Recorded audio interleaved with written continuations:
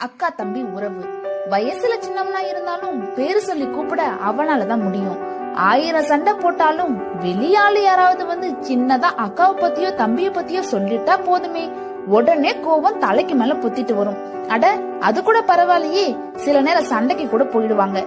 கூட பிறந்தாலும் சரி, கூட பிறக்கலனாலும் சரி, அக்காக்கு ஒண்ணுன்னா தம்பி துடிச்சே போயிடுவான். ஏன் தெரியுமா? தம்பிக்கு அடுத்த அம்மானா அது அக்காவா தான் இருக்க முடியும். அதே மாதிரி தம்பிக்கு ஒண்ணுன்னா அக்கா உசிரையே விட துணிஞ்சிருவா.